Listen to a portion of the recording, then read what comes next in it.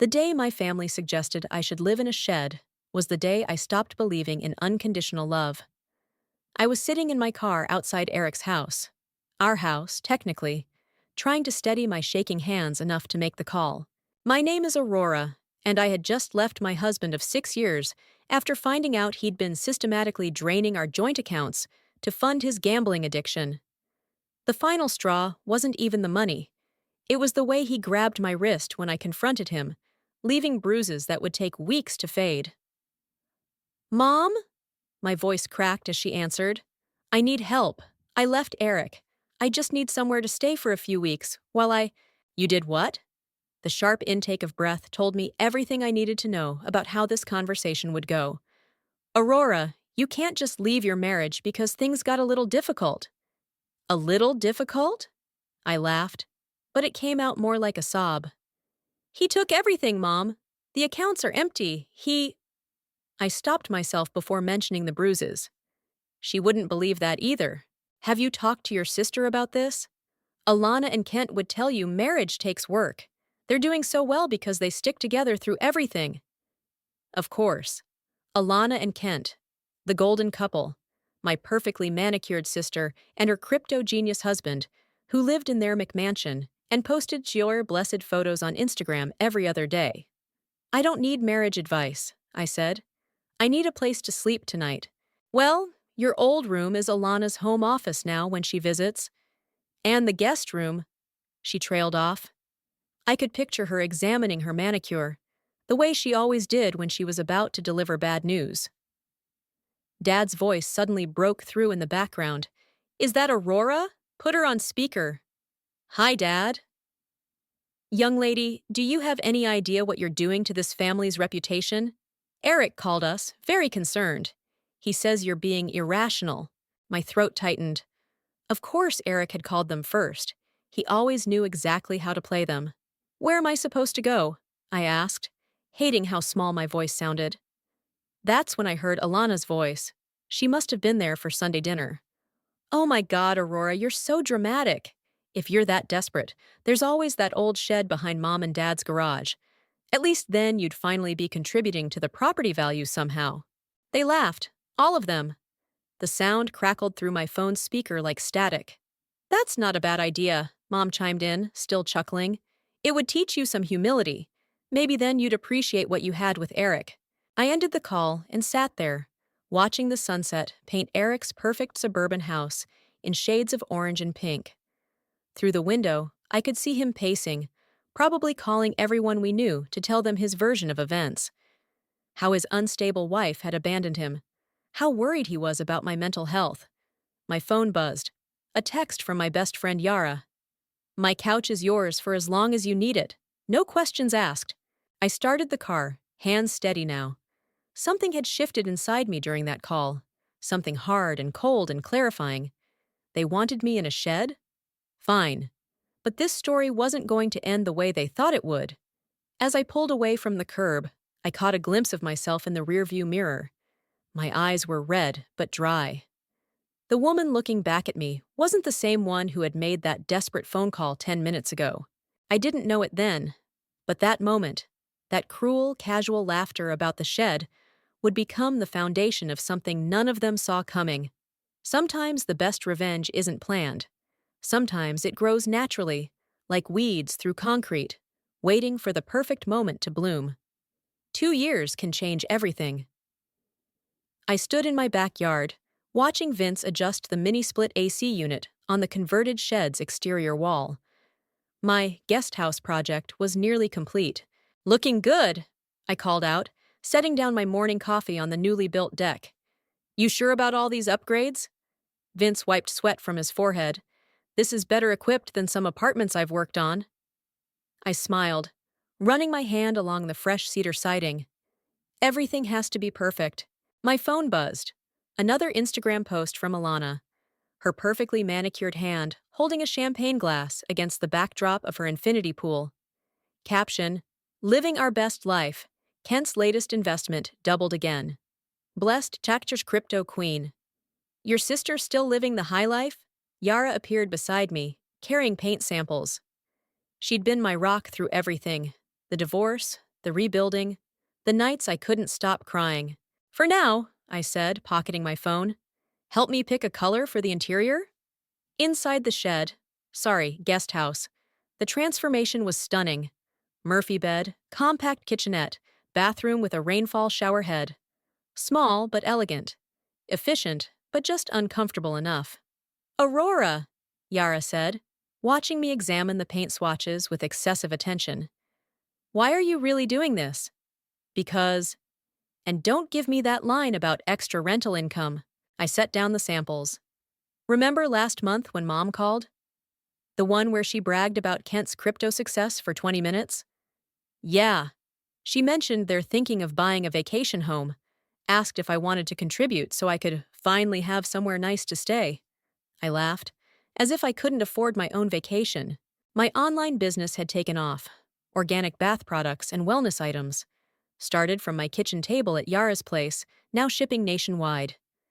The irony wasn't lost on me that my little hobby, Mom's words, had bought me this 5-acre property with the main house. And the shed. You're waiting for them to fall, Yara said quietly. You've turned this place into a trap. Not a trap. I picked up a sage green sample. Just preparation. Kent's crypto scheme isn't sustainable. I've done my research. Vince poked his head in. AC's all set. Want to test it? The cool air kicked in immediately.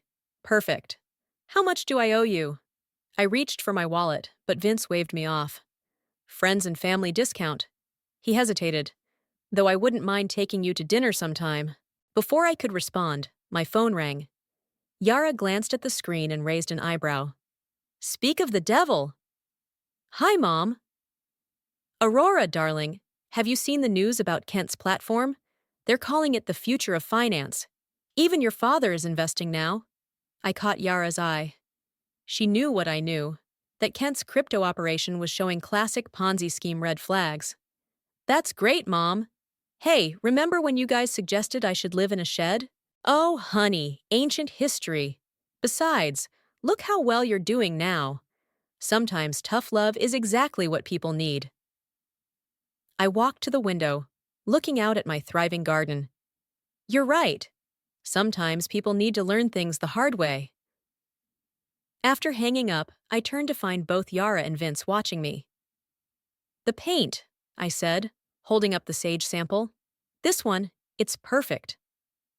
Aurora, Yara started, but I cut her off. I'm not doing anything wrong. I'm just preparing a nice guest house for family. Isn't that what family does? Help each other? Vince looked between us, clearly sensing the tension. I'll get the paint mixed. Dinner offer still stands. After he left, Yara touched my arm. Just remember, revenge might feel good, but it doesn't heal the original wound. I looked around the beautifully renovated space. No, but it sure makes for a better view while you're healing. The crash happened on a Tuesday. I was packaging orders when Yara's call came through. Turn on the news, now. I switched on the TV just in time to see Kent's face splashed across the screen. The headline made my heart skip. Crypto platform collapses, millions lost, investors demand answers. Holy shit, I whispered. It gets better, Yara said. Check Alana's Instagram. My sister's perfectly curated feed had gone dark. Her last post, from just yesterday, showed her lounging on her designer couch. Another day in paradise. So blessed to have a husband who knows how to build generational wealth. Shaq's crypto life. The comments section was a war zone. Scammer's wife. Where's our money? Hope you enjoyed spending our retirement funds. My phone buzzed with a text from Mom. Are you watching the news? Then another. Please call me. And another. Aurora, this is serious. They're panicking, Yara said through the phone. Your parents invested everything, didn't they? Every penny, I confirmed. Dad even took out a second mortgage to give Kent more investment capital last month. A notification popped up. Alana had gone live on Instagram. I clicked it immediately. My perfectly polished sister looked anything but perfect now. Her makeup was smeared. Her designer blouse wrinkled. This is all a misunderstanding, she was saying, voice trembling. Kent's platform is just experiencing technical difficulties. Everyone needs to stop spreading lies. The live feed cut off abruptly. Aurora? Yara's voice was gentle. What are you going to do? Before I could answer, my doorbell rang. The security camera showed Vince on my porch, holding a newspaper. You've seen it? He asked when I opened the door. Just now, want coffee? We sat at my kitchen island, watching the news unfold. Kent's platform hadn't just collapsed, it had never been real. The money was gone, all of it. Your parents, Vince said carefully. They're going to lose the house, aren't they? Probably. I took a sip of coffee. The second mortgage, the credit cards they maxed out for Kent's guaranteed returns. My phone lit up again. Alana's number. Aren't you going to answer? Vince asked. Not yet. Thunder rumbled outside. The weather matched the mood perfectly. Dark clouds rolling in, promising a storm. They're going to come to you, he said. You know that, right? I'm counting on it. As if on cue, my phone started ringing again. This time, it was Dad. Aurora? His voice had lost its usual stern authority. We need to talk, as a family. Of course, I said, keeping my tone neutral. Is everything okay? No. A long pause. Could we come over, tonight? I looked out my kitchen window at the guest house, pristine and waiting. Sure, Dad. You know where I live. After hanging up, I turned to Vince. How's that paint holding up in the guest house? Perfect, like everything else we did in there. He hesitated. Are you sure about this? The rain started falling, heavy drops against the windows. My security camera pinged, a car pulling into my driveway. Then another. They're here already, I said, watching the familiar vehicles through the rain. Earlier than I expected. Vince stood. Want me to stay? No. I squeezed his hand. But thank you. For everything. Through the camera feed, I watched my family huddle under the porch. Mom, Dad, Alana, and Kent. All soaked despite their expensive raincoats. All looking desperate and small. The doorbell rang. Here we go, I whispered, straightening my spine as I walked to the door. 2 years of preparation, of building and waiting and watching, had led to this moment. I opened the door to find them shivering on my porch, suitcases at their feet. The mighty had fallen, and they'd landed right where I wanted them. Come in, I said, smiling. I've been expecting you. They huddled in my living room like wet cats, dripping expensive rainwater onto my hardwood floors. Mom kept touching her pearl necklace, a nervous habit. Dad couldn't meet my eyes. Kent stood by the window, pretending to take a business call that wasn't coming. And Alana? Alana just stared at me, mascara running down her cheeks. Tea? I asked, setting down a tray. Nobody moved. Aurora! Mom finally broke the silence. We're in trouble. I saw the news. I sat in my favorite armchair, the one that faced them all. Kent's platform collapsed? It didn't collapse, Kent snapped, finally abandoning his fake phone call. It's a temporary setback. The media's blowing everything out of proportion. The FBI doesn't investigate proportions, I said quietly.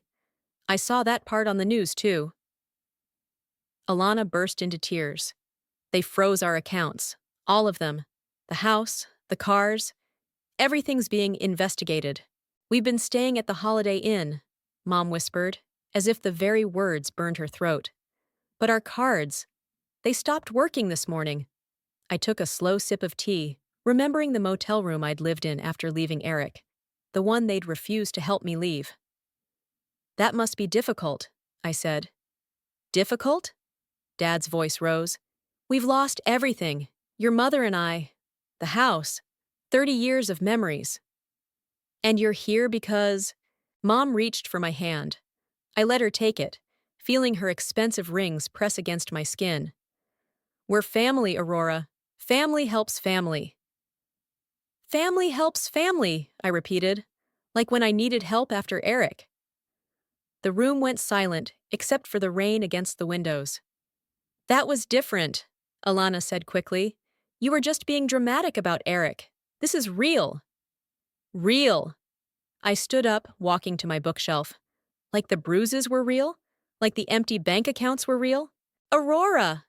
Mom's voice took on that familiar, condescending tone.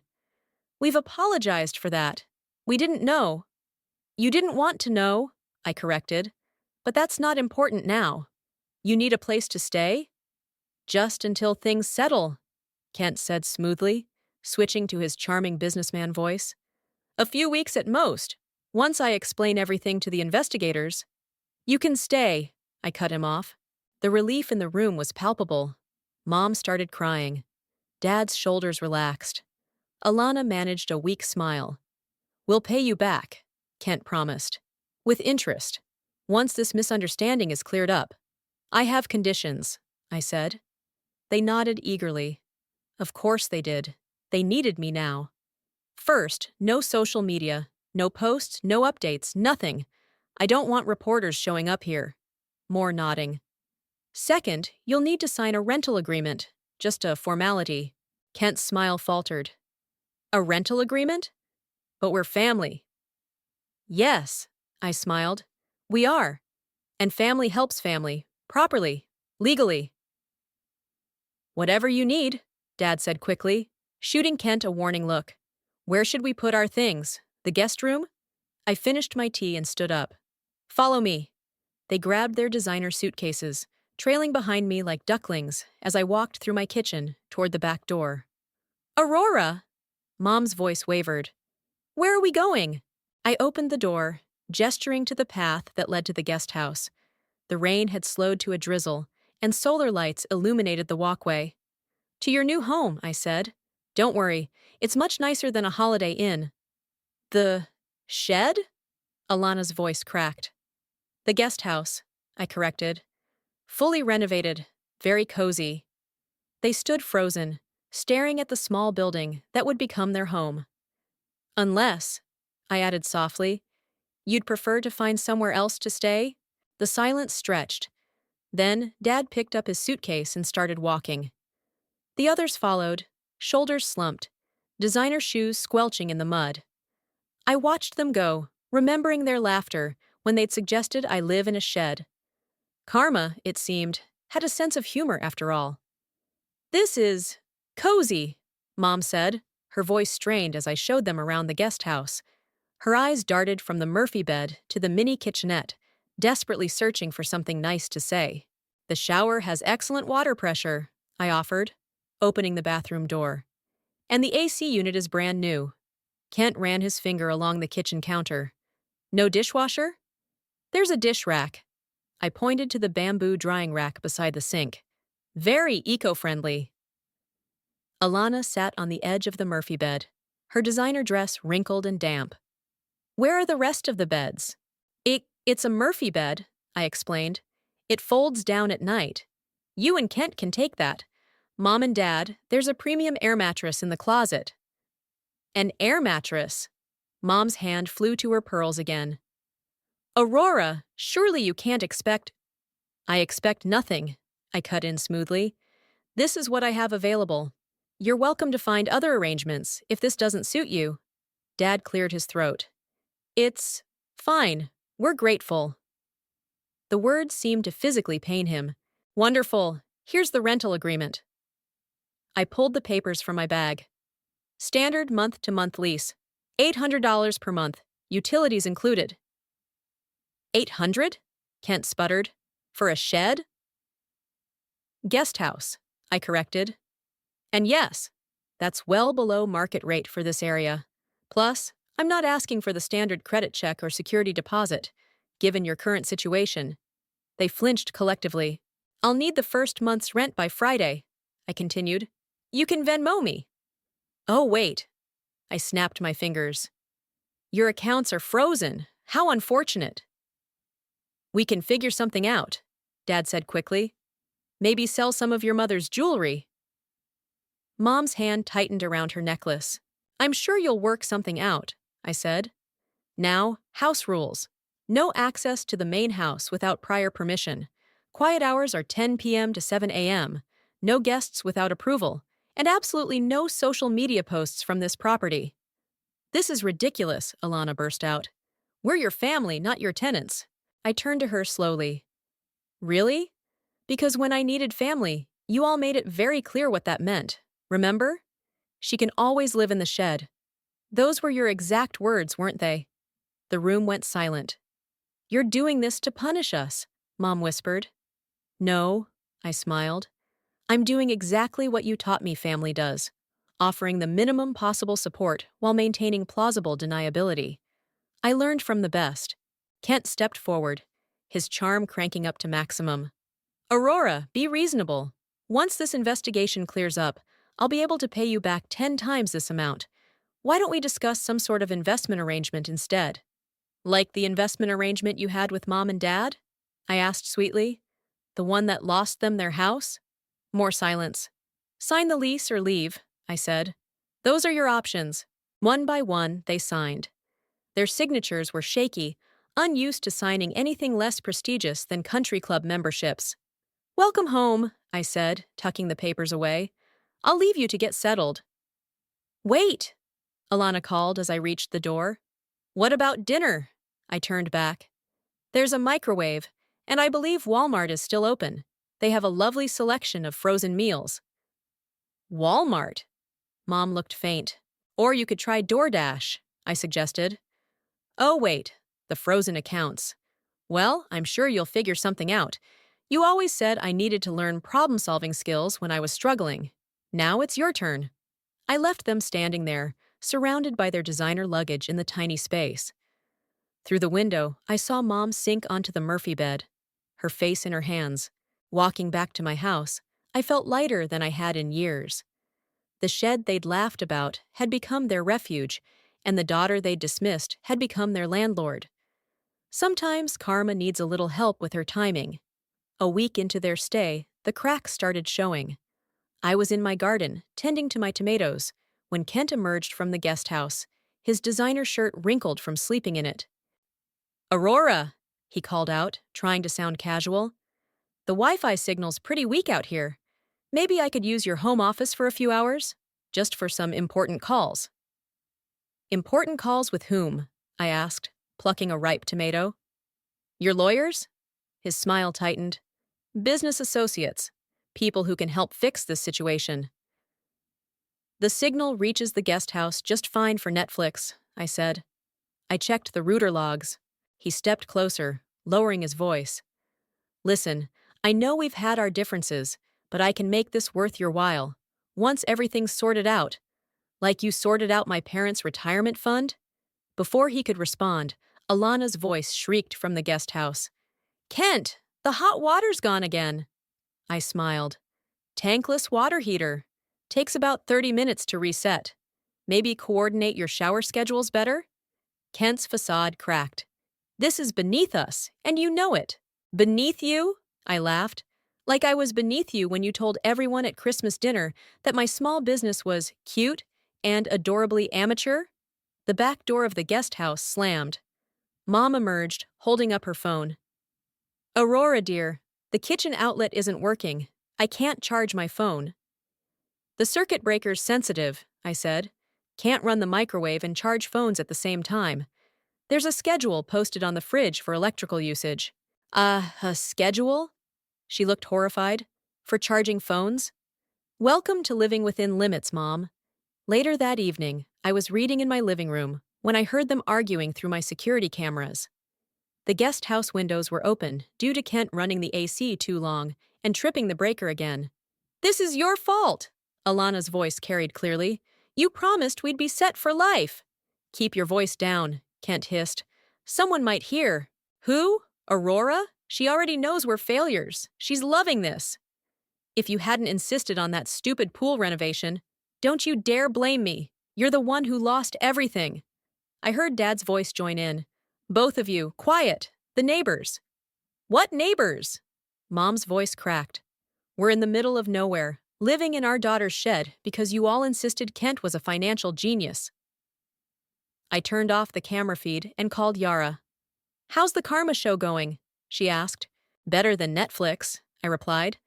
Though I'm starting to feel guilty? No. I watched the guest house lights flicker as someone probably tried to use the microwave again. Empty, maybe? I thought this would feel better. Revenge usually doesn't heal the original wound, Yara said softly. But speaking of healing, Vince asked about you again. Did he? He's a good guy, Aurora, and he helped you build that revenge palace of yours. A knock at my door interrupted us. Through the peephole, I saw Dad standing there, looking older than I'd ever seen him. I have to go, I told Yara.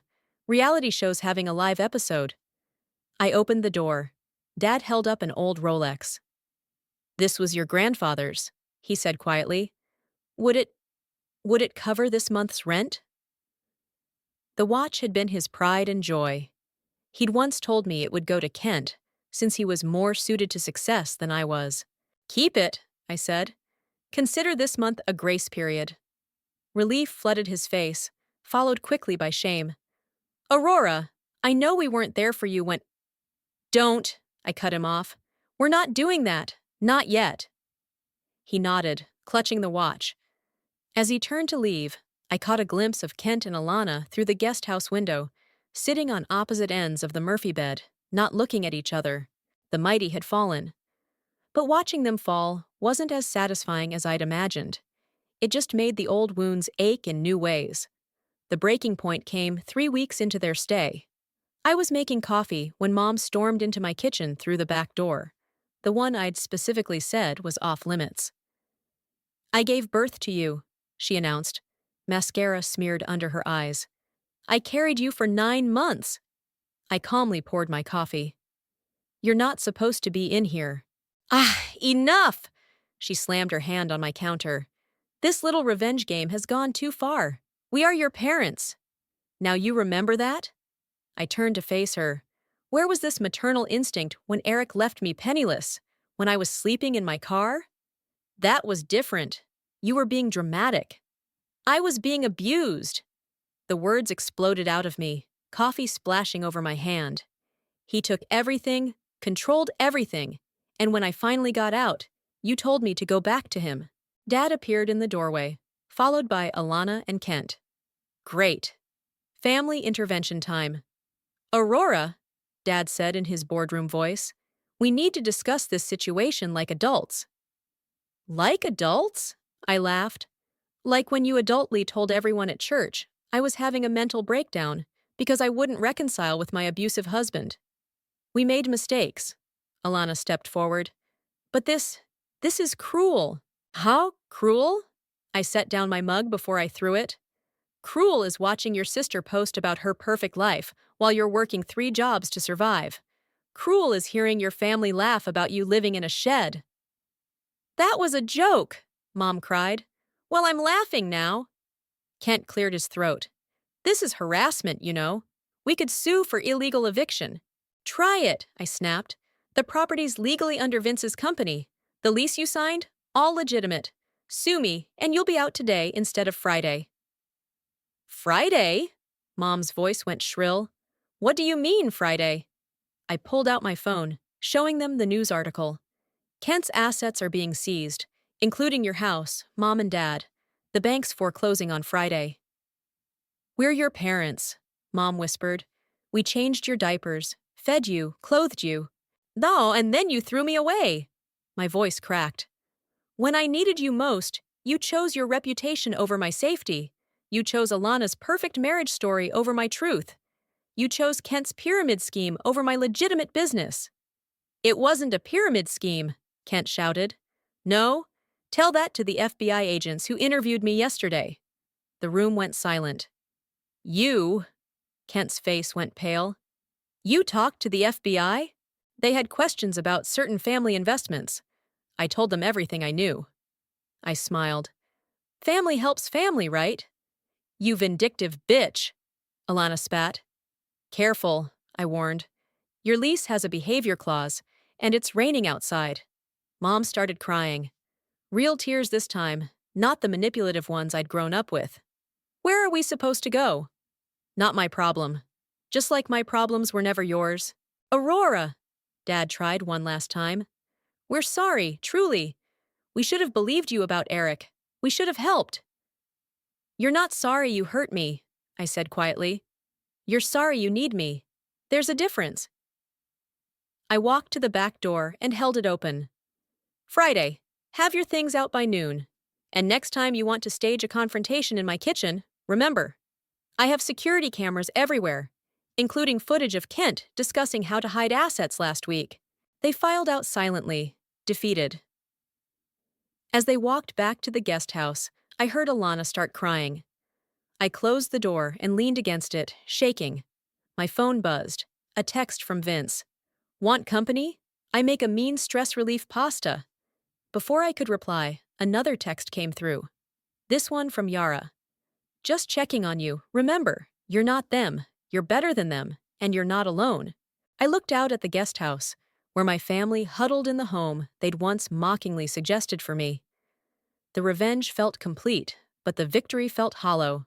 Maybe that was the point. Friday morning dawned clear and crisp. I sat on my back porch, watching my family load their designer suitcases into their remaining car.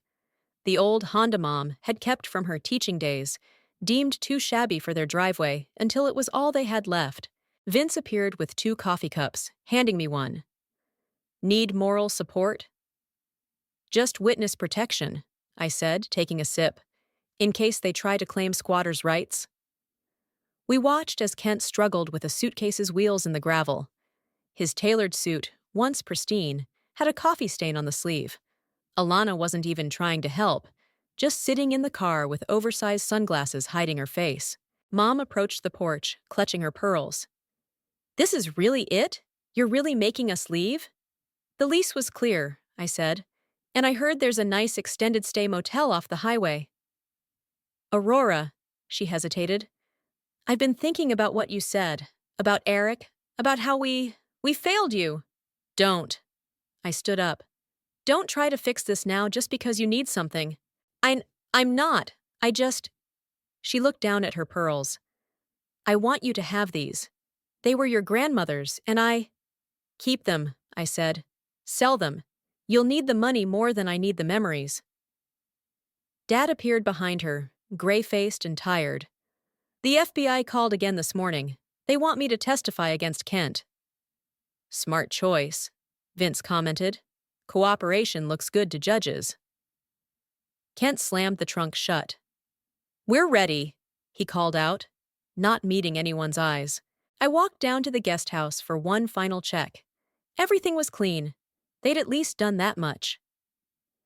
On the Murphy bed, I found a stack of photos. Me as a baby, family vacations, my college graduation. They'd been carrying these around. Found those in Mom's purse, Alana said from the doorway, making me jump. She looks at them every night, cries. Guilt's funny that way. Yeah. She stepped inside. I was awful to you. About Eric, about everything. I was so caught up in proving my life was perfect that I couldn't admit that it wasn't? She nodded, tears slipping beneath her sunglasses. Kent's been served divorce papers. Turns out he was hiding money even from me. Karma's funny that way, too. A car horn honked. Dad, looking anxiously at his watch. Wait, I said as Alana turned to leave. I grabbed a business card from my pocket. This is my therapist. She works on a sliding scale, for when you're ready to really talk about everything. Alana took the card, her hand shaking slightly. Why help me now? Because I'm not you, any of you, and that's the best revenge of all. I watched them pull away, gravel crunching under their tires. No dramatic final confrontation, no tearful reconciliation. Just the quiet end of one chapter and the uncertain beginning of another. You okay? Vince asked, coming to stand beside me. I thought I wanted them to suffer, I said. But watching them actually suffer just made me realize I'm glad I'm not them anymore. I'm glad I built something real while they were building facades. Speaking of building, he smiled, I hear the guest house might need some new tenants. Actually, I pulled out my phone, showing him the email I'd received that morning. I'm thinking of turning it into a temporary shelter. For people leaving bad situations, people who need a safe place while they rebuild. Like you needed, but better. Because they won't be alone. He took my hand, and we stood there watching the sun rise higher over my property, my home, built from the ashes of what my family had tried to destroy. Mom was wrong about karma. It's not about getting even. It's about growing beyond the people who hurt you, building something beautiful from the ruins of their expectations. And sometimes, if you're lucky, it comes with a really nice guest house